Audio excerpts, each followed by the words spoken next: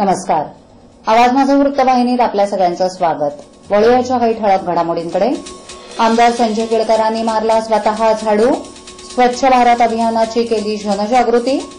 ठाण्यात तलावामध्ये आढळले मृत मासे आणि एसटीचा प्रवास होणार स्वस्त. भारताचे पंतप्रधानांनी स्वच्छ भारत अभियानाची हाक दिली आणि आपलं शहर, गल्ली आणि देश स्वच्छ करण्यासाठी हातात झाडू घेऊन कुणाचीही वाट न बघता आपण स्वतः साफसफाई करावी असं आवाहन केलं.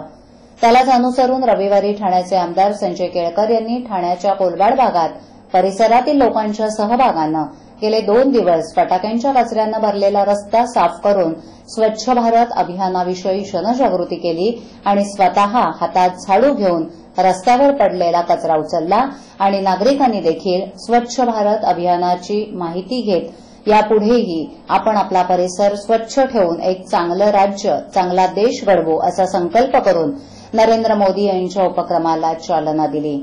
नागरिकांनी देखील या उपक्रमाचं स्वागत केलं. यावेळी परिसरातील नागरिक देखील मोठ्या उत्साहानं या उपक्रमात सहभागी झाले होते. ठाणे महानगरपालिका हद्दीत घर घेताय का? मग ते अनधिकृत तर नाही ना, याची खातर जमा करा. अनधिकृत घर घेणं हा विकणाऱ्यासोबत विकत घेणारा देखील तितकाच दोषी असतो. तेव्हा घराची डोळस खरेदी करा. आपली कुठे फसवणूक तर होत नाही ना, यासाठी ठाणे महानगरपालिका मुख्यालयातील 4थ्या मजल्यावरील बांधकाम विभागात घराचा सर्वे नंबर, टिक्का नंबर याची खातर जमा करा. घराचं स्वप्न अवश्य करूया साकार, पण अनधिकृत घराचा नका करू कधीही विचार. अधिकृत घर म्हणजे उद्याची देखील निश्चिंती. अनधिकृत घराचे दार म्हणजे डोक्यावर कधीही तोडण्याची टांगती तलवार. जगणं तुमचं होऊ दे सुरेल गाणं. स्वच्छ, सुंदर आणि अधिकृत घरांचं हजरं ठाणं. ठाणे महापालिकेतर्फे जनहितार्थ प्रसारित. ठाण्याच्या जेल तलाव परिसरात असणाऱ्या तलावात काही मासे मृतावस्थेत आढळल्यामुळे एकच खळबळ उडाली आहे. तलावामध्ये होणाऱ्या प्रदूषणामुळे सदरचा प्रकार घडला असावा असा कयास व्यक्त करण्यात येतोय. तलावात असणारे माशांना तलावातील टाकण्यात आलेल्या कचऱ्याबरोबरच शेजारी असलेल्या जेलच्या ड्रेनच्या पाण्यामुळे सदरचा प्रकार घडलाय. सदरचा तलाव जेलच्या मालकीचा असल्यामुळे अखेर तलाव साफ करण्यास सुरुवात करण्यात आली आहे. असा प्रकार पुढे घडू नये याकरता देखील निगा राखण्यात येणार असल्याचं प्रशासनाच्या वतीनं सांगण्यात आलं.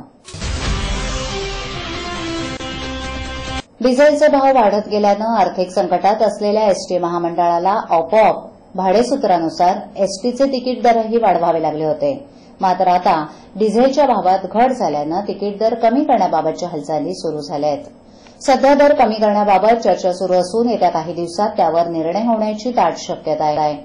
डिझेलच्या वाढत्या भावामुळे एसटीला मोठ्या प्रमाणावर आर्थिक नुकसान सहन करावं लागत होतं. त्यामुळे तिकीट दरात वाढ करणं हा पर्याय महामंडळापुढे होता. पण सातत्यानं दर वाढल्यानं एसटीच्या नियमित प्रवाशांमध्ये नाराजीचा सूर आहे. जुन्या बसेस, निकृष्ट दर्जाची सेवा यामुळे गेल्या काही वर्षात एसटीचे प्रवासी घटले आहेत. याचाच फायदा खासगी वाहतूकदारांनी घेतला. एसटीचे तिकीट दर कमी करण्यासाठी सध्या उच्चस्तरीय पातळीवर चर्चा सुरू असून लवकरच त्यावर निर्णय होईल अशी माहिती अधिकाऱ्यांनी दिली. बाबा उद्या फी भरावीच लागणार. पैसे पाठवू कसे? सोपं आहे. टीजीएसबी मध्ये खातं आहे. हो आहे. गुड. एटीएम कार्ड आहे. मग पैसे इथल्या शाखेत टाका आणि त्याला कुठल्याही एटीएम मधनं काढायला सांगा. बँक नेटवर्कच्या कुठल्याही एटीएम मध्ये तुम्ही टीजीएसबीचे एटीएम कार्ड वापरू शकता. बाबा पैसे मिळाले. आता बँकिंग इज नो टेन्शन यार. जिल्हा परिषदेचा कारभार पारदर्शक आणि गतिमान होण्यासाठी कर्मचाऱ्यांना देण्यात आलेल्या प्रशिक्षणाच्या खर्चातही लाखो रुपयांवर डल्ला मारण्यात आलाय. तब्बल 50 लाख रुपये खर्च करून घेण्यात आलेल्या कर्मचाऱ्यांच्या भोजनात आणि निवासी प्रशिक्षणात बनावट बिल दाखवून जिल्हा निधीतील रकमांचा अपहार करण्यात आलाय. या संपूर्ण प्रकरणाची चौकशी करण्याची मागणी आता जोर धरू लागली आहे. ठाणे जिल्हा परिषदेच्या सामान्य प्रशासन विभागानं कारभार पारदर्शी आणि गतिमान होण्यासाठी जुलै, ऑगस्ट आणि सप्टेंबर या 3 महिन्यात कर्मचाऱ्यांसाठी प्रशिक्षण आयोजित केली होती. या प्रशिक्षणात सेवाविषयक बाबी, माहितीचा अधिकार आणि सोशल मीडिया इत्यादी बाबींचं प्रशिक्षण कर्मचाऱ्यांना दिलं गेलं. या 3 महिन्यात सलग 3 वेळा सतत 5 दिवस प्रशिक्षण देण्यात आलं होतं. या प्रशिक्षणासाठी 2014-2015च्या जिल्हा परिषदेच्या अर्थसंकल्पात सुमारे 50 लाख रुपयांची तरतूद करण्यात आलेली होती. या प्रशिक्षणासाठी ठाणे आणि पालघर जिल्ह्यातील लिपिक वर्गीय कर्मचाऱ्यांना पाचारण करण्यात आलं होतं.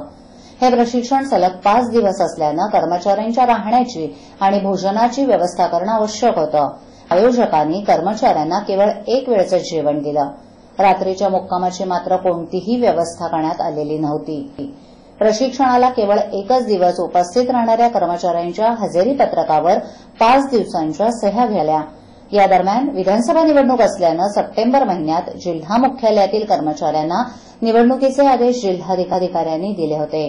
कर्मचाऱ्यांचं प्रशिक्षण आणि निवडणुकीचं प्रशिक्षण एकाच तारखेला आल्यानं काही कर्मचाऱ्यांनी दोन्ही प्रशिक्षणांना उपस्थिती दाखवून हजेरी पत्रकावर सह्या केल्यात. जिल्हा परिषदेनं घेतलेल्या प्रशिक्षणासाठी प्रत्येक कर्मचाऱ्यावर प्रत्येक दिवशी 1,450 रुपये इतका खर्च दाखवलाय. यात भोजन आणि निवासाची व्यवस्था यांचा समावेश आहे. पण निवासाची कोणतीही व्यवस्था न करता आणि या कर्मचाऱ्यांना फक्त एक वेळचं भोजन देऊन लाखो रुपये हडप करण्यात आले. प्रशिक्षणाला 300 कर्मचाऱ्यांची उपस्थिती दाखवून हा धक्कादायक प्रकार करण्यात आलाय. पालघर जिल्ह्यातील कर्मचाऱ्यांसाठी त्या जिल्ह्यातच शिक्षण घेणं आवश्यक असताना ठाण्यात प्रशिक्षण देण्यात आलं.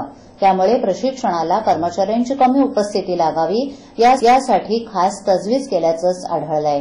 या प्रशिक्षणाची संपूर्ण जबाबदारी सामान्य प्रशासन विभागाचे उपमुख्य कार्यकारी अधिकारी मधुकर देशमुख, या विभागातील वरिष्ठ लिपिक संजय शिंदे आणि संजय जाधव यांच्यावर सोपवण्यात आलेली होती. सणासुदीला दागिने घालून घराबाहेर पडलेल्या महिलांनाच दिवाळीच्या 4 दिवसात चोरट्यांनी लक्ष्य केलंय. या 4 दिवसात ठाणे ते अंबरनाथ या परिसरात साखळी चोरीच्या तब्बल 22 घटना घडल्या आहेत. त्यापैकी सर्वात 11 गुन्हे ठाणे शहरात आणि त्याखालोखाल डोंबिवलीत 6 गुन्ह्यांची नोंद झाली आहे. दिवाळीचा सण आनंदात साजरा व्हावा आणि कुठेही अनुचित प्रकार घडू नये यासाठी मोठ्या प्रमाणावर पोलीस बळ बंदोबस्तात होतं. तरी साखळी चोरांनी 4 दिवस उच्छाद मांडला. ठाण्यात घडलेल्या 11 सोनसाखळीच्या चोरींपैकी 4 गुन्हे नौपाडा आणि 3 गुन्हे कापूरबोळांच्या हद्दीत घडलेत. वर्तकनगर आणि वागळे स्टेट पोलिसांनी प्रत्येकी 2 साखळी चोरीचे गुन्हे नोंदवले. ठाण्यानंतर कल्याण झोनमध्ये 9 गुन्हे दाखल झालेत. त्यापैकी 6 गुन्हे एकट्या डोंबिवली पोलिसांच्या हद्दीत घडले. एरवी ठाणे पोलीस आयुक्तालयात कल्याण शहरात सर्वात साखळी चोरीचे गुन्हे घडतात. मात्र यंदा कल्याणमध्ये महात्मा फुले चौक पोलिसांच्या हद्दीत 1 तर कोळसेवाडी पोलिसांच्या हद्दीत 2 गुन्हे झाले. उल्हासनगर आणि भिवंडीतील साखळी चोरीचे गुन्हे कमी आहेत. उल्हासनगर झोनमध्ये 3 तर भिवंडी झोनमध्ये शहर पोलिसांच्या हद्दीत 1 गुन्ह्याची नोंद आहे. दरम्यान ठाण्यातील व्यावसायिक अमर शिवसरिया यांची 5 लाख रोख रक्कम असलेली पिशवी बुधवारी गोखले रोड परिसरातून अज्ञात चोरट्यानं त्यांच्या हाताला हिसका देऊन चोरून नेली. याबाबत नौपाडा पोलिसांनी गुन्हा दाखल केला आहे. ठळक घडामोडी शेवटी पुन्हा एकदा. आमदार संजय केळकरांनी मारला स्वतः झाडू. स्वच्छ भारत अभियानाची केली जनजागृती. ठाण्यात तलावामध्ये आढळले मृत मासे आणि एसटीचा प्रवास होणार स्वस्त. आपल्या विभागातील काही सूचना अथवा समस्या असल्यास आमच्यापर्यंत जरूर पोहोचवा. आम्ही तुमचा आवाज नागरिकांपर्यंत नक्की पोहोचवू. आम्हाला संपर्क करण्यासाठी आमचा पत्ता आवाज माझा 103 सैलेख आदर्शनगर समोर कोलबाड रोड ठाणे पश्चिम. आमचा दूरध्वनी क्रमांक 9774033326. आमडी awazmaza.tvnews@gmail.com. आवाज माझावरील एखादी बातमी पाहिजे राहून गेली असल्यास युट्यूबवरही ती तुम्ही पाहू शकता. तर मग उद्या पुन्हा भेटू याच वेळी याच ठिकाणी काही नवीन घडामोडींसह आवाज माझा वृत्तवाहिनीत. तोपर्यंत नमस्कार.